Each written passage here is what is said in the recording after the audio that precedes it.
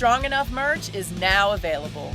Go to strongenoughpod.com and check out all the stuff that you can get so that you'll have those daily reminders that you are strong enough and you are worth it. Welcome to the Strong Enough podcast, where we talk about the challenges and celebrate the triumphs of people just like you. I'm your host, Claudia. Today's guest is back for round 2. We're going to talk about trauma healing, why it's not a linear process, and what to do when you feel that trauma back in your life after you thought it had healed. Please help me welcome Staci Backauskas. Staci B, one of my very favorite people in all the world. How are you this morning? I'm delightful. How are you this morning? The sun is shining. My sunflowers are still alive. It's a good day. What else can you ask for right now? Exactly. $1 million, but well, that would be nice. That would I be won't nice. say no. I would not say no either. Staci, you have been a guest before on the podcast, and I absolutely love you. The audience absolutely loved you. So there was no way that I couldn't not have you back here for another appearance. And you and I were just talking before we started recording, and just we're like so deep already that I was like, we just got to jump right into this. Let's just do it. So here we are, jumping right in. I would love it for the people that didn't see your first episode, if you will remind everyone a little bit about yourself. Sure. Well, my tagline is I'm a super smart, highly sensitive, nonlinear creative with a touch of trauma that helps people to live their destiny and not their fate. As someone who has experienced early trauma, who had probably 20 years of my life where that was not even in the mainstream vernacular, trying to figure shit out for myself because I wasn't getting any real tangible help from therapy or any kind of medical community. I was basically just shamed, labeled as having an eating disorder. I never looked at my therapist's notes, but I'm gonna guess that like borderline was probably mentioned. And have worked really, really hard for over 30 years consciously to let go of what isn't me so I can know who I really am. So in a nutshell, that's it. I absolutely love that description. And when you said I've never read my therapist notes, that could be like the ultimate horror. Like if we had to read our therapist notes, right? That is like the definition of the word trigger. Like not something I'd ever want to do, no. to be honest. But I've done a lot of deep dives into mental health. I actually worked as a life coach in an ex-offender reentry program for a while, and was hired because I have career consulting in my background. My friends whose job it is to keep me humble said, no, they hired you because you had a pulse. And nobody else wanted the job. But my very first day, I'm the only one in that particular location's office, and there's a pile of brochures on my desk. And it says, well, I won't name the program because whatever, but the name of the program, and then like clip art, how wonderful everyone's going to feel when they've gone through this program. And at the bottom, it said Axis 1 required. And I'm like, what is that? So I get on the Google. Holy crap, that is a tier 1 level psychiatric diagnosis from the DSM-5, which they never told me about. So now, in my first 5 minutes on this job, I have come to the understanding that I am going to be working with people who are schizophrenic, who have bipolar disorder, major depressive disorder, or PTSD, with zero training in social work or psychology, other than like a minor in psych in undergraduate school, which was a very long time. I mean, 2 or 3 years at best. I'm sorry? 2 or 3 years at best. Couple years, just a couple years, yeah. And so it really, being who I am, I wanted to provide the most value to these men and women who were coming out of prison, trying to get back on their feet, most of them. And so I really started doing my research.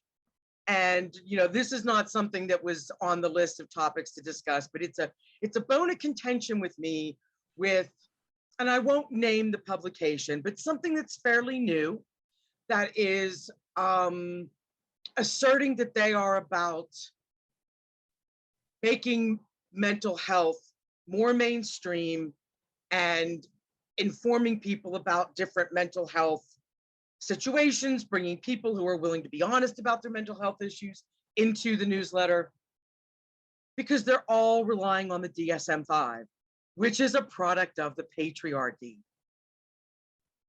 It is harmful, especially for people who've had childhood trauma, in ways I cannot begin to describe. And if there's anybody listening to this anywhere in the world that feels the same way, there is an amazing book, not a paid spokesperson, but it's called The 4 Domains of Mental Illness, an Alternative to the DSM-5, which is based more in Adolf Meyer's psychology, which is built on a foundation of most mental health issues are nothing but maladaptive reactions, as opposed to there's something wrong with you. And so this journey that I've been on, I took that job in 2006. So 16 years, I've been on this journey of trying to understand what mental health is, what is trauma, what is complex or chronic PTSD, which is not even in the DSM. So how do you begin your healing or recovery journey from something that's not even acknowledged to be an issue? So I know that was a bit of a tangent. I'm going to bring us back now, but it's so important, because more and more people are recognizing and owning the fact that they did experience emotional neglect. I mean, not everybody needs to be tied to a radiator as a child to have experienced trauma. There are varying, it's a spectrum. There are varying degrees, but that doesn't mean it doesn't affect you. And when your own therapist can't even put a diagnosis code from the DSM on your paperwork so your insurance pays for it, that means they're making something up. Or only using a secondary issue as the primary diagnosis because it's not even recognized. So, anyone who is on this journey, I would really encourage them to do their own research, and find out what the real deal is, because the DSM has not been changed in like 8 or 9 years. And that's the window that this early trauma conversation has occurred in, and it's been completely freaking ignored. And you know why? And this goes to what we were talking about before we started recording, because it's a product of the patriarchy, which is designed to oppress marginalized and non-majority populations. Let's dive into that for a minute, because what got us super fired up was apologizing. And I want to preface that because I think it goes even deeper than what we were discussing. So I had a traumatic experience about 5 years ago. Horrible. When I was a police officer, I was basically kidnapped and assaulted by the chief of police. So the chief of police. So I spent a really long time not talking about it. And part of that was because, I needed to heal and didn't want everybody to know my business. But in all honesty, a big part of it was I felt shame. Yep. I felt guilt. I felt bad. I didn't want to make other people uncomfortable by saying, what happened to me. And finally, really just a couple months ago, I said, you know what? I didn't do anything wrong.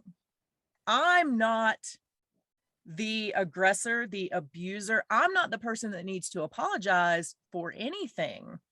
So there's no reason that I should feel shame or guilt in talking about it. What we were discussing was women, apologizing for getting emotional, for getting tearful, for crying. Why, first off, why has that become so prevalent lately? Why are we apologizing for our emotions? Well, the super interesting thing is the last episode that got me fired up about this was actually a man. It was a guy I follow on TikTok who is amazing, like so smart he could be artificial intelligence. Like, it's ridiculous. And he posted a video about how he was in the grocery store and thinking about the man who adopted him, that his mother married because his father had like dipped and left the scene when he was like a year old. And his mother eventually married this man who he, in his words, took on the burden of raising a child. And his wife is having a cesarean today. So the idea of fatherhood was really on his mind. And he talked about being in the produce section at the grocery store, thinking about this and putting his sunglasses on because he was getting emotional about this. And I commented and said, the fear of expressing emotion is a product of the patriarchy, and it only means that you're human. But it started, the word hysteria, the whole thing, right? You look up the etymology of that word, and I might not be getting it 100% correct, but it is related to the term in utero. Because a hysterectomy, it's when you go back to the Latin root words, that's where it came from. And women were accused of being hysterical in the 18th and 19th centuries if they were expressing emotion.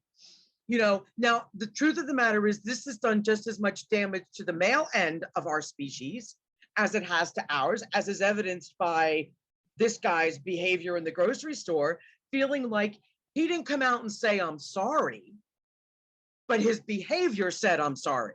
Mm-hmm. His behavior said, I'm ashamed that I am a man standing here next to the eggplant and bananas crying. And I say, cry it out, bitch, cry it out. One of the things I loved most about living in Manhattan when I was there is my therapist was on 10th and 5th Avenue, and my apartment was on 26th and 3rd. And I would walk home. That's a decent walk. Mm-hmm. And I could cry the whole way home, and it was New York and nobody gave a crap. And it was the most amazing thing that I could cry in the dark if it was wintertime, on the whole walk home, and nobody cared. And I think that was probably one of the most freeing things I've ever experienced in my life. The fact, and something I think that is really important to point out is that your recovery journey to this point has been 5 years. Mm-hmm. And that's okay. As human beings, I think we're always looking for the one thing. Right. It's going to mean we're healed or we're cured or we're done with it. You know what the truth is? You may not ever completely be done. Unfortunately, 10 years from now, someone might say something, you might smell something because you can't control your body's reaction. But it's about having the toolkit, which I'm sure you have acquired over the last 5 years, to be able to deal with that stuff. And if crying and expressing emotion and talking about it is part of that toolkit, then use it if it works. I'm so sorry for what you went through. That's, that is a tiramisu of crap. Agree. It just exists on so many levels. And although other women may not have had as intense an experience as you, there is something to be said by being flayed by the piano wire repeatedly. Mm-hmm. And that builds up over years. And, I think, radical honesty with ourselves about how we're feeling and what we need in order to have the kind of day, the kind of month, the kind of life that we want to experience can only be obtained through that. I feel like we should drop a mic right now because you put it all out there. One of the things that I really appreciate and identify with that you said is that you may never fully heal. Like, we're always looking for the check box, or Right. oh, okay, it's all gone now, I'm good. And I kind of had that stark realization, because I'm one who puts things in a bubble and puts it over here. I'm very good at that. And I had done a lot of work with my healing journey, but recently had kind of put it in a bubble and sat it to the side. And I was reminded that I was not healed with a run-in maybe like a month ago, where this person sidled up next to me in Walmart. So I was there looking at Febreze. There's a lot of different flavors. Yes, Right? I said flavors. There's a This lot is of, why like, people hate America. right, like, it's so overwhelming, and I'm like, do I Right. want crisp apple or do I want Gain Fresh? I don't know. So I'm Febrezing it, and somebody came in the aisle, and like, I kind of looked, just, and it was him. And I was like, oh hell no. And so I'm like, I'm not going to acknowledge him. So I just stare straight at the Febreze, and he's like within arm's reach of me, just standing there. And I'm like, I'm not going to look. I'm not going to give him that satisfaction. Nope, nope, nope. And what felt like 10 years, but was probably 20 or 30 seconds, went by. And then he said, excuse me. And he went and stood on the other side of me. And I'm like, no, bitch, I'm not. Yes, I want to punch you, but like, that would give you too much satisfaction. So I'm not even going to acknowledge you. So then he stood on that side for a bit, and then he left the aisle. And once he left the aisle, I sat down in the aisle kind of to gather myself for a few minutes. But I definitely realized in that whole experience that, like, I still have work to do. I still have work to do. And I would love for you to talk to the people like me that realize there's still work to be done, and why that shouldn't make us feel bad, why that shouldn't make us feel like we haven't accomplished anything, why it's okay that we're still on that path of healing and may never check that box of all good. Well, I think it starts with acceptance that this is where I am, and I am not completely in control of the outcome. I can be in control, but perhaps better control of how I respond or react to something, but I am not. You had no control over the fact that he just showed up that day. And one thing I think it's really important to address is, and this is something I've been thinking about a lot, is that and it might not have been him necessarily, it might have been someone who wore his cologne. It might have been someone who had his same sunglasses. The bottom line is, your body is going to let you know when you feel unsafe. That not feeling safe is the birth point of anxiety. That's where that comes from. Because the little person in your head is running around in circles going, what do I do? What do I do? What do I do? How do I get out of this? Oh my God, oh my God, oh my God. And awareness is the only thing that has a snowball's chance in hell of helping to calm your nervous system. So I think that's a really important point to make. And for anybody who is experiencing anything like this, whether it's from 40 years ago or 2 days ago, the research and neurology experts and scientists are finding out more and more every day about the impact of the central nervous system. Because the mind's job is to figure shit out. Right. So when the body is on high alert, the mind kicks in trying to figure out what's going on. But what that does is create a wall of white noise between what's really going on and what your mind is trying to say is going on, because for its own safety reasons, it needs to know what the deal is, because I mean, hypothetically, had you been looking at the Febreze and somebody walked up who had his cologne and you started freaking out, but you had no idea why, your mind would have tried to have figured out why. Right. Especially with your background as a police officer. What is he doing? What is his body language? What is his behavior? When it had nothing to do with any of that stuff. Mm-hmm. So finding ways to regulate your nervous system, and in particular your vagus nerve. And if I'm not going to waste a lot of time talking about it, but Google it. Google vagus nerve, Google nervous system dysregulation, because there are a kabillion techniques out there and things that you can do to help yourself when you're in that place.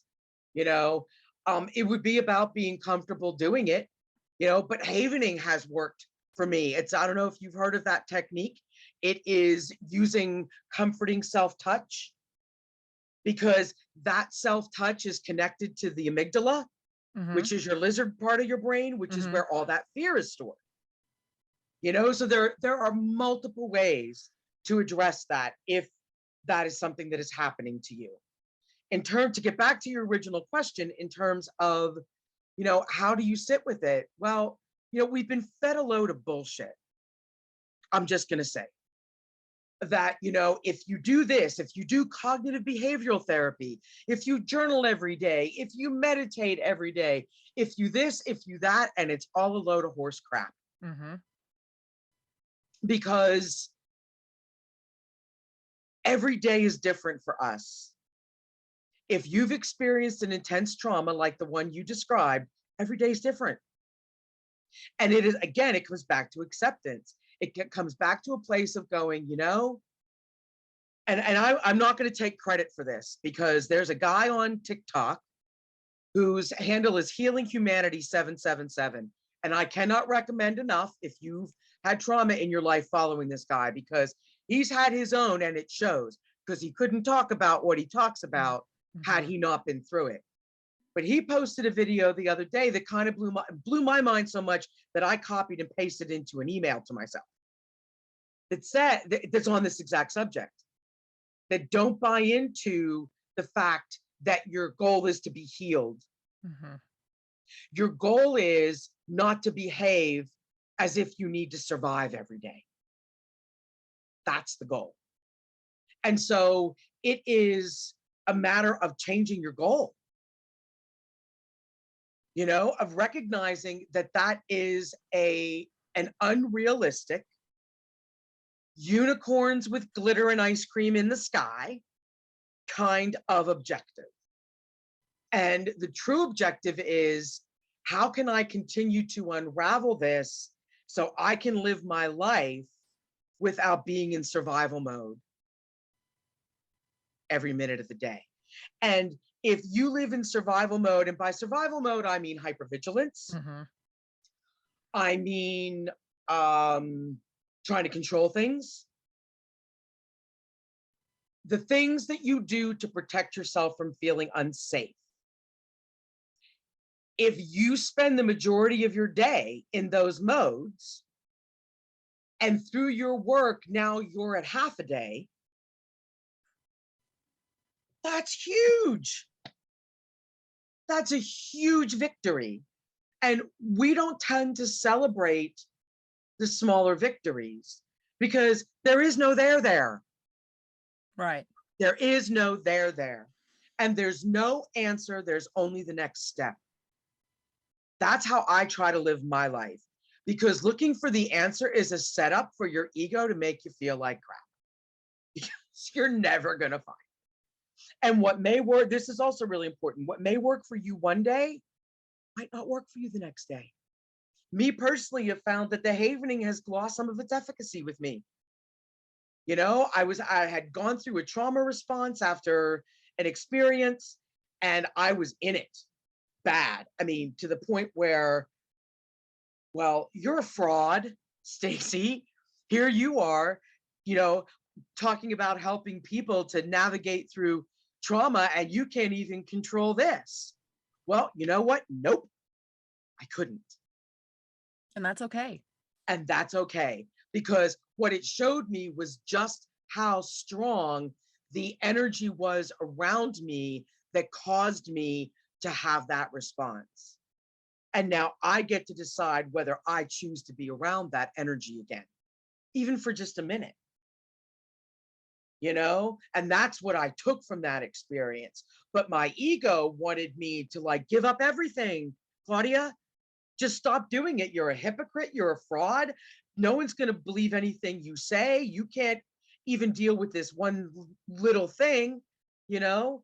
But those kinds of things are going to happen, like what happened to you at Walmart. It can happen. And it is Mhm. not a comment on your worth. It is not a comment on the power of your journey. It is not a comment on your commitment. It's not a comment on any of those things. It's your body going, whoa, overwhelmed, DEFCON 3. That's what it Mhm. is. And the more you're aware of where your nervous system is, are you living in fight, flight, freeze, or fawn? Which is used to be called people pleasing and codependency. That's, because I've joked for years, the death of humanity is going to be euphemisms. It's not going to be nuclear war, right? Because every so many years, people need to come up with a new word for the same damn thing, whatever. Right. But people pleasing and codependency is now called fawning in the psychology world. But if you recognize the behaviors of any one of those states of being, your nervous system's not being regulated correctly. I mean, my thing was freeze. Mhm. Don't misunderstand me. I could fight or flee as well as anybody else, but my default was to freeze, become silent, sullen. You know, it's just important to recognize that stuff, because that allows you to do the work to regulate your nervous system, and that's where all this crap lives. We think it lives here, but it lives everywhere. I mean, you could do something extreme like, I don't know if you've ever heard of Wim Hof. Mhm. He's yeah, right. So he started doing cold treatments to increase his athletic prowess. But what he discovered by recommending it to other people was that it was extremely effective because it was re-regulating the nervous system. So whether that's doing cold plunges, taking a cold shower for 5 minutes every day, and that might not be everybody's cup of tea, fine. There are dozens of other techniques out there. But the regulation of the nervous system is critical. So I would say, if I had to sum it up in a nutshell, finding ways to accept where you are, which is going to include forgiving yourself. Mhm. Because once you realize that I have nothing to apologize for, now you've got to deal with all the times that you did, feel bad about it, which is not really necessary, but it is if you're human, even if it's only for a minute, and then move through the forgiveness process, whatever that looks like for you. If it's prayer, if it's Ho'oponopono, which is the Hawaiian forgiveness technique, which is amazing, whatever. And then, most importantly, you're going to have to allow yourself grieving time. That's really important. People don't talk about that. Sometimes you get in a state where you're upset and you're emotional, you understand what's going on. Yeah, you're in mourning, bitch. That's what's happening.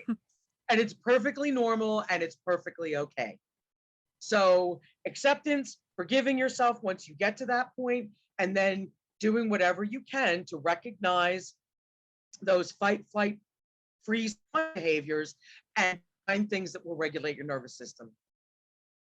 That would be my formula to start with. I love that you brought up fight, flight, freeze, or fawn. And I love that you talked about kind of the different stages like that you experience, like, well, usually I do this, but I can fight, but sometimes I freeze. And I want people out there to understand, if you have been through a trauma and you reacted in one of those ways that isn't your norm, there's a reason that your body and your Absolutely. intuition did that for you. I realized that myself through some EMDR work, where I had this amazing discovery of myself where so I started running when I was 3. And I was running 10Ks by the time I was 5. And there was this one 10K back home in Virginia that had a mile-long hill in the middle of it. Wow. Oh, wow. I mean, it was legit, but I lived near there, so I would train on that hill. So me as a 5-year-old in this race, I would be chugging past tons of people who would stop and walk, because it was a lot. And I would just, keep on trucking up that hill. And I got it in my head, even as a 5-year-old, that I would never walk up a hill. I could walk in a race, but I would never walk up a hill, because that was quitting. That was giving up. That was weakness. And through EMDR, I came to realize that I had taken that, and last year I ran a half marathon, and I was not prepared, but I had to do it because I was doing it as a fundraiser. So I'm like, well, I gotta go run this damn thing. I just wanted to finish, and I didn't want to be last. Like, these were my goals. Right. Finish, don't be last. So I ran the first 7 miles, and then I'm like, okay, I'm going to walk the rest of it. And there were times when I was walking up those hills, but I had to, because to get to the finish line, which was the ultimate goal, I had to walk up the hill. And that was okay. It was okay to walk up the hill, because getting to the finish line was the goal. Right. And so what I realized during this amazing EMDR session, which is so hard to do, but for me, so meaningful, was that I had convinced myself that walking up the hill, and that's a euphemism for a lot of things, was weakness. Right. Yet sometimes you have to walk up the hill to get to the finish line. And that was so powerful for me, because yes, what I realized was in the instance of that traumatic event, I did not fight, I did not flight, because those two things probably would have gotten me killed. And I did what I needed to do to survive. I walked up the hill. And for me, that was so powerful. And I'm sharing that because I want other people to know, whatever to you is walking up the hill, it's not weakness.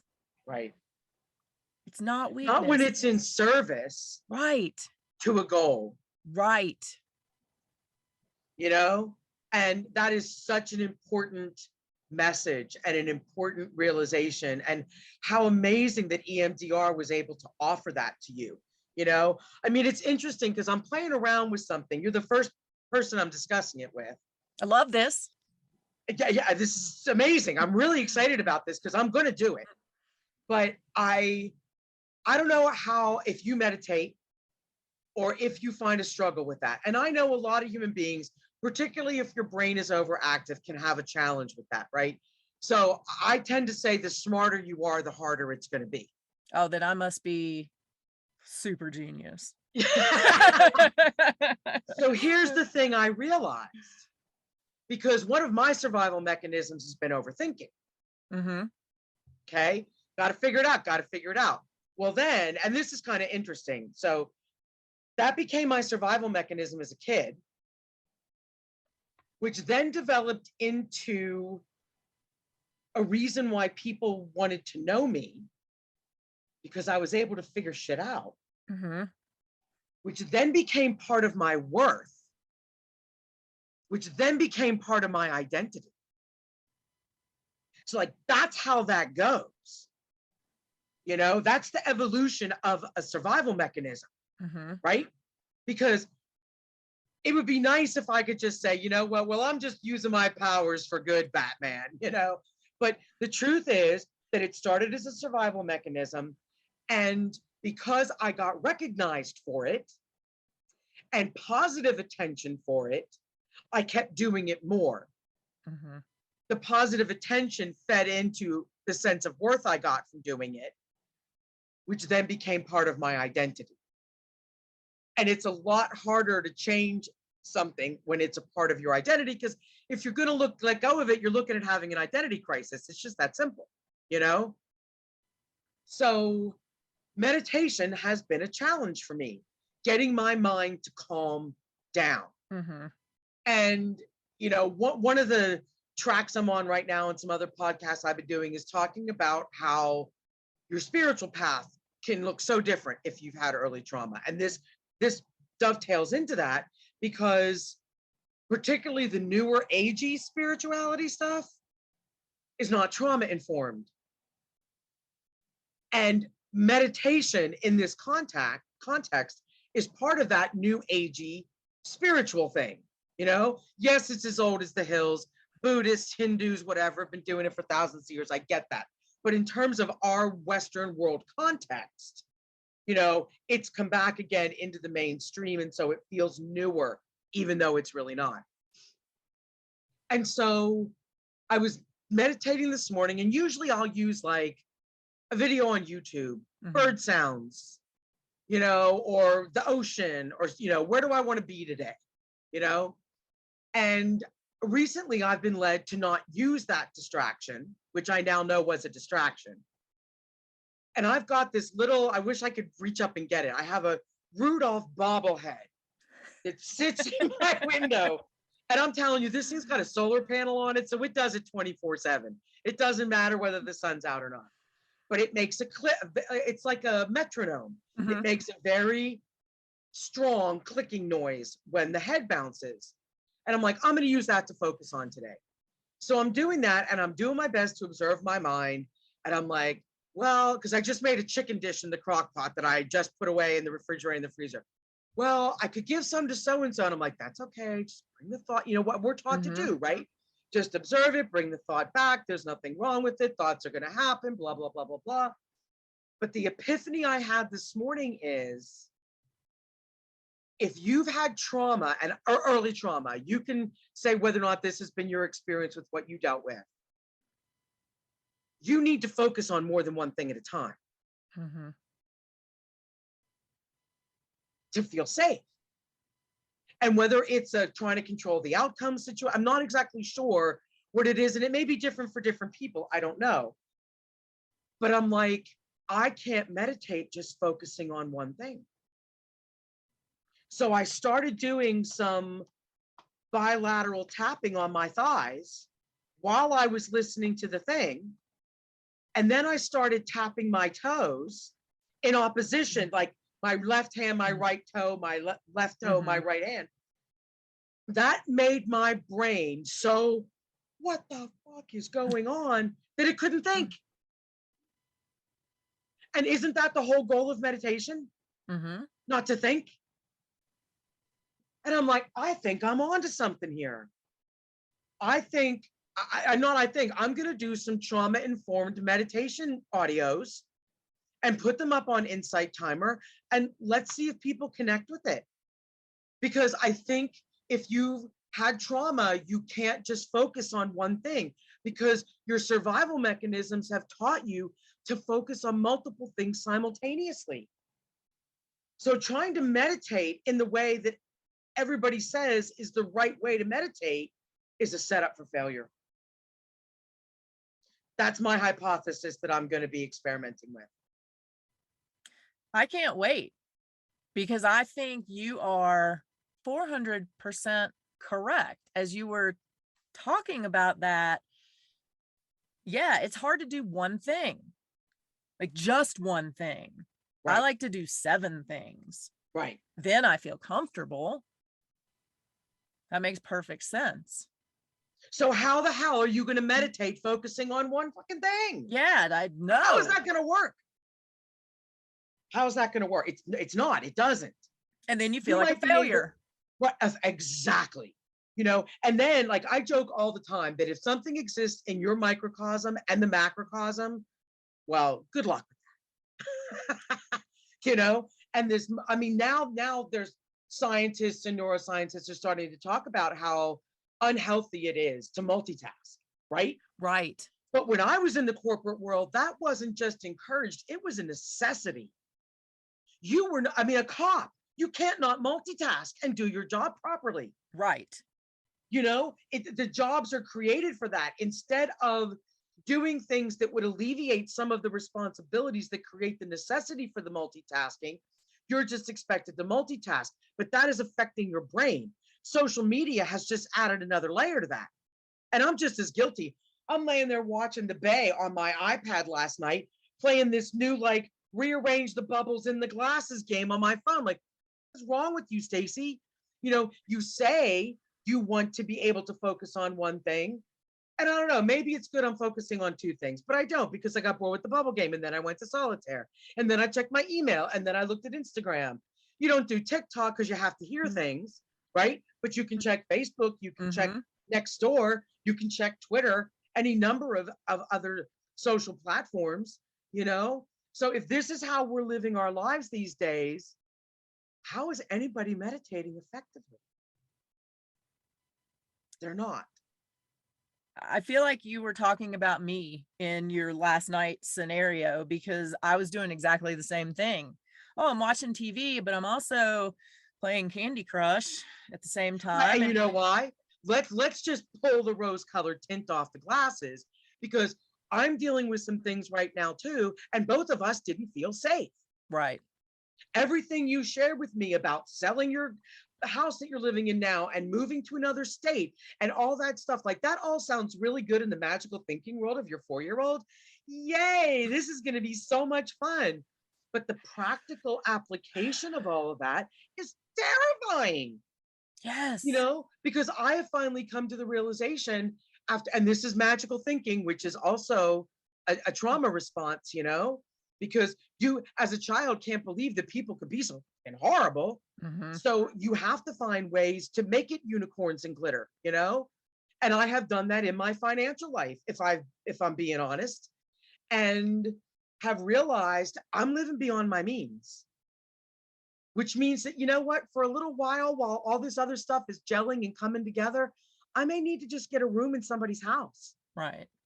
And I'm willing to do that. And I'm taking steps every day to clean out stuff so that if I do need storage, So all of this stuff is going on, not dissimilar completely to what you're dealing with.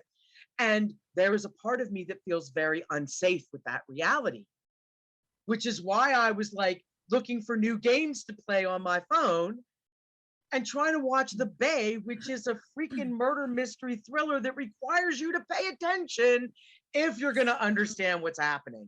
So, I share this stuff and you share this stuff because you're never the only one. Right. You're never the only one going through something. And although it might not connect with certain people in this particular moment, you may know somebody. You may recognize the signs. And say, you know what, you might want to listen to this podcast. These two crazy bitches were talking about all this stuff, and you might find it helpful. You might find some value in it. I just think it's important, because the other thing is it keeps your ego in check. Yes. Right? Because if it knows you're going to out it at any given moment, it's a little better behaved. Much like children. Well, it's exactly like a child. And it's funny you say that, because here I sound like I'm a TikTok addict, but I follow this farm ranch in Mahalia, Mississippi. They've got like 17 horses, and I love horses. 17 same. horses. They're Pasafinos, which was a breed I wasn't familiar with before I started following them. Well, they've got a couple of babies, and they were trying to teach the one to walk on a lead. He was not happy. He's like 4 months old now, right? Maybe 3 months.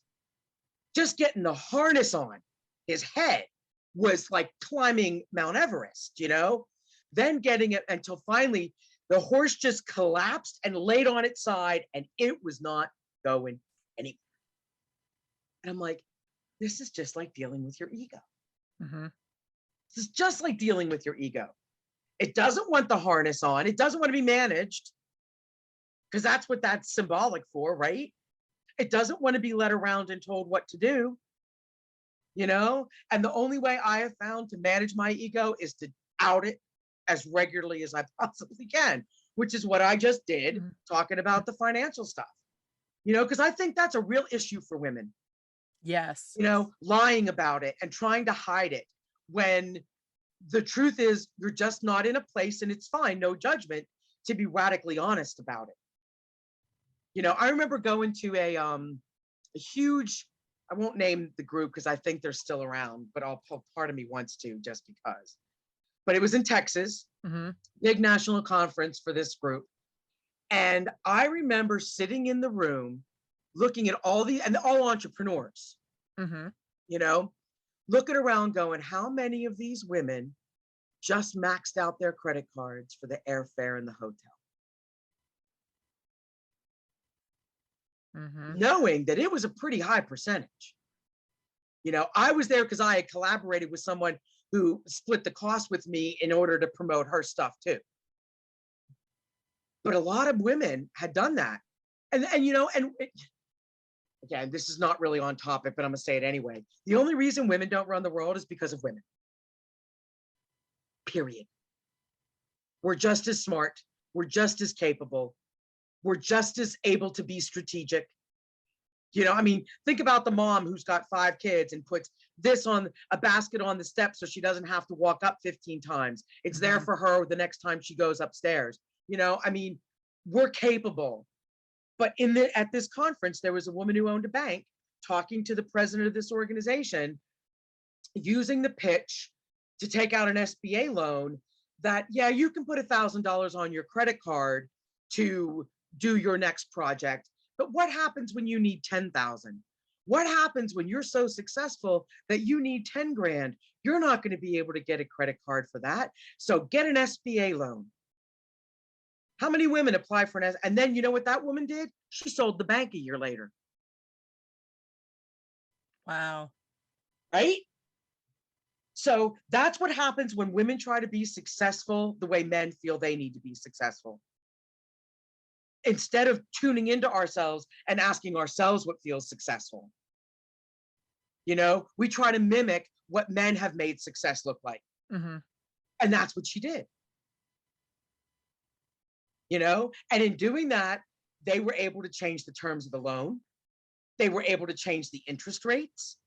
And I'm sure there was some like 2-point font in the bottom of the contract because I fell prey to it. I took out a loan because I'm like, yeah, I'm going to need $10,000 when all this takes off, And there's someone whose workshops I've attended. I'm going to put a plug in for her because if you're an entrepreneur, you need to know about Simone Soul Grace. She's on Instagram. She did a side-by-side comparison to toxic. She called it sales culture, but I would go so far as to call it corporate culture Mm-hmm. and rape culture. And the similarities. And this goes back to women believing that the only way they're successful is if they look the same way it looks when a man says he's successful. Instead of asking ourselves, what does that look like for us? What does that mean to us? And then having the courage to stand your ground in the middle of a tsunami of everybody saying that's bullshit. It's not a one-part sequence. But yeah, I'm sorry. I got off on a tangent there. I'm not even quite sure how that happened. Do not apologize because this is amazing. We are talking about some good shit. So that's the whole point of this. How do we get out of our own way? How do we Well, I'll tell you, and I couldn't have paid you to set me up to talk about the journal I just wrote. But seriously, the only way is to reconnect with who you really are. That's the only way. And I was talking to my therapist at the beginning of the year saying, I'm tired of writing about my own damn angst. Mm-hmm. But I stopped journaling, but I miss the ritual. I miss it as part of my routine. And she says, well, why don't you just do a quick check-in with yourself every morning? And there was a part of me that's like, challenge accepted, because have we met? Because you're going to make a suggestion and I'm going to like Timothy the Toolman Taylor. I'm going to amp this up like you can't even imagine. So I'm that's taking what I this did. to another level. Another level. It was a great suggestion. I do this again. It's a survival mechanism that's tied to my worth, but I do that with recipes. I do it with everything. How can I make it better? You know? So I did. And I wrote the 10-minute self-care journal, how to level up your self-care game in 10 minutes a day. And that's all it takes. But you have to ask yourself the right questions. Mm-hmm. One of which is, where's my fuel tank today? Because baby, you're riding like you're on full.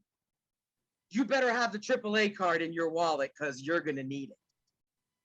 You know? And when you don't ask yourself and are willing to be honest enough, because when you're honest, that leads to making choices that don't always feel good. Because if you admit to yourself, you know what?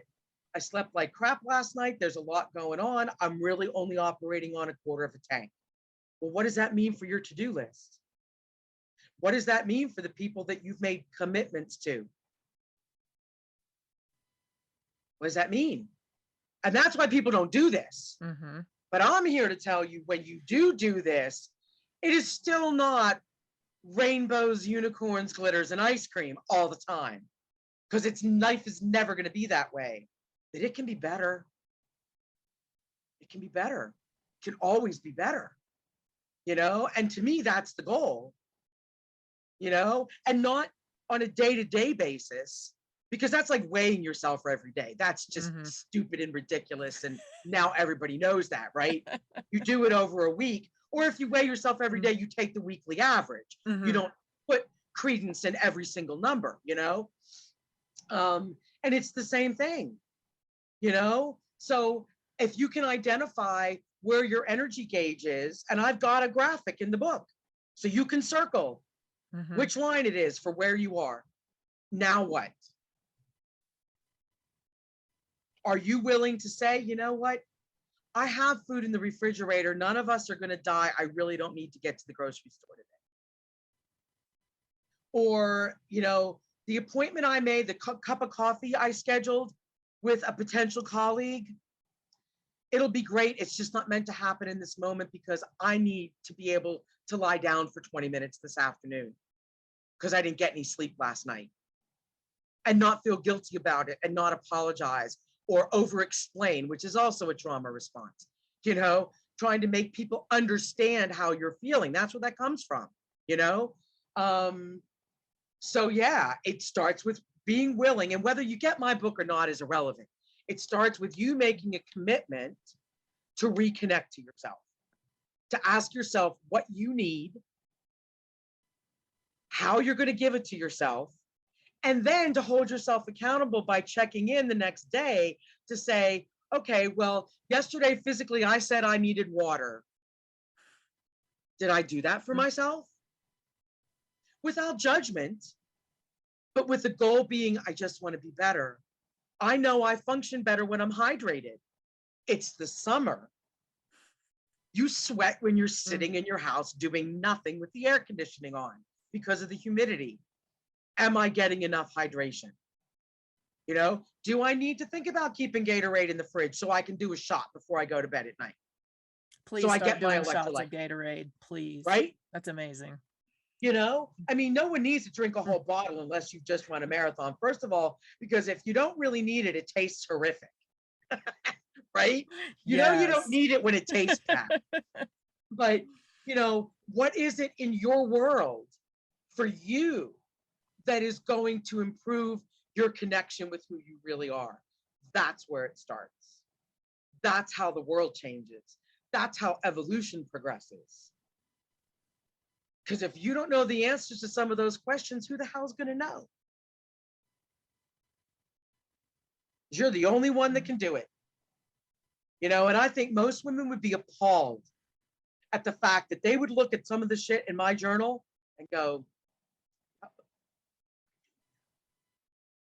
don't know. I mean, one of my very best friend took a workshop and they asked them to identify their favorite color and she couldn't do it. That's how disconnected from what her needs and wants were. and not everybody may be in that place. But if you're not consistently working on it, and that's another point I want to raise, we conflate constant and consistent. Mm-hmm. And there's a difference. You don't have to do something 24 hours a day to make progress. You can do it a few times a week. And it's the same thing with this process, whether it's the book that I wrote or whether it's your own formula you create, whatever. There's some days you may just not be able to do it. But are you doing it 3 or 4 days a week? Because that's consistent. That's going to yield results. Because constant is an ego setup. Because nobody can do things constantly forever. Mm-hmm. Nobody. It's not possible. So to me, the goal is consistency, not constancy. So that's my answer. Reconnect with who you are. How do we gain the ability to be honest with ourselves? When you begin to see the price you've paid for not doing it. Because, I had some moments around this financial realization, Claudia. I gotta say, and the thing to remember too, at least from my perspective, is I view the subconscious as a castle with a moat around it and a gargoyle that controls the bridge about what's going to get into your awareness. And if that gargoyle, whose job it is to protect you and make you feel safe, although it might not do it in the most healthy way sometimes, right? If it doesn't feel you're strong enough to deal with the information, that bridge is not going down. It's not. You get stronger through reconnecting with yourself. I would not have been able to have this realization and this authentic moment around my financial situation had I not consistently been doing this journal work for 7 months now. Wouldn't have happened. It's like playing Candyland. You don't get to the giant marshmallow pit all in one fell swoop. There are steps that you have to take to get there. And me doing this journaling, me increasing my boundaries, my ability to say no without apologizing for it to my mother, which, let me tell you, is a whole different level than saying it to anybody else in your life. Taking care of myself, practicing my intuitive eating journey regularly, all of these things contributed to me being strong enough for that realization to happen and not put me down, right? Because had it accidentally leaked out a year ago, I'd have canceled this podcast this morning because I'd have still been in bed sucking my thumb. That's just the truth. But I'm strong enough to deal with it now. And that's how it happens. It's not, again, we get roped in by self-care, self-help gurus and people who claim they know things that we don't. And the truth is, you can't get from A to Z without hitting B through Y. Maybe you can skip a letter here or there, but you're not doing a mother may I take a giant step, 25-step leap. It's not happening. You have to do the work, and you as an athlete, you wouldn't expect to walk into a gym after not having done anything physically for a year and expect to come out in 2 days ready to run a marathon. Right. So why would you expect it of your emotional and mental worlds? It's foolish. And if you don't want to do the work, no judgment. You're the one living in your body. You're the one looking at yourself in the mirror in the morning while you're brushing your teeth, not me. You're not paying my bills, so do what works for you. Just be willing to own, because I've said for so long, my definition of hell is knowing that you need to make a change and not having the ability to do it. That's hell on earth. It's got nothing to do with Beelzebub and flames and a pitchfork, right? It's got everything to do with knowing that this is hurting you and not being in a place to change it yet. My hell also includes a stationary bike. So there is that. Yeah, well, and people don't realize how trauma infiltrates every aspect of your being, because I have only recognized that my default to freeze is my safe zone. Movement is not freezing. This is why I have been not unable to exercise. Holy crap. So now my work is finding ways to feel safe out of freeze. You know, and everybody's journey is different, but I hope by us sharing our experiences, because there is universality in the specificity. You learn that as a writer. You know, as a writer, you want to be as specific as possible, because that's where the key to universality is. So by us being willing to share our personal experiences very specifically, it allows the universality to reach people who may be feeling the same undercurrent of emotion about things without having had that exact experience. And to me, that's a beautiful thing. I agree. I mean, and that's why we're here, right? It is to give people that opportunity Absolutely. to know that they're not alone. You're never the only one. I'm going to put that on a t-shirt. I love it. I love it. I think we just named your episode.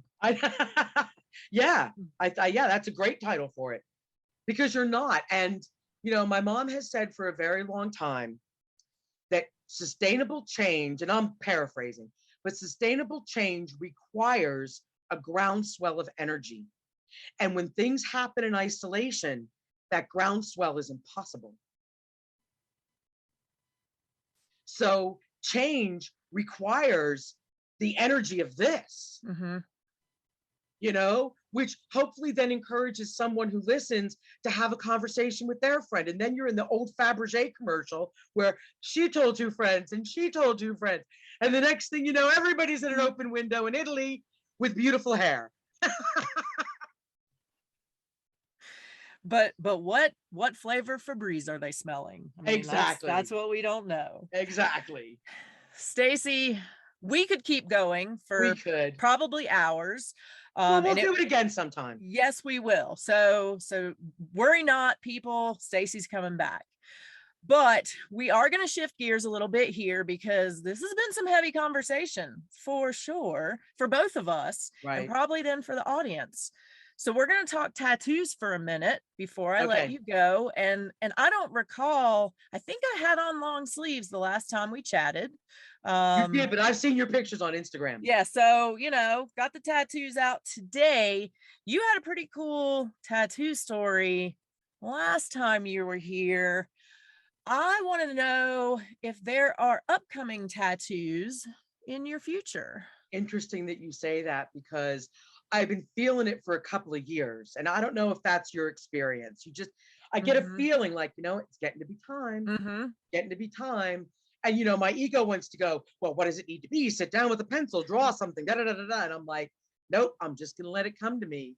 And about 2 or 3 years ago, I started saying something. And that phrase is space and grace.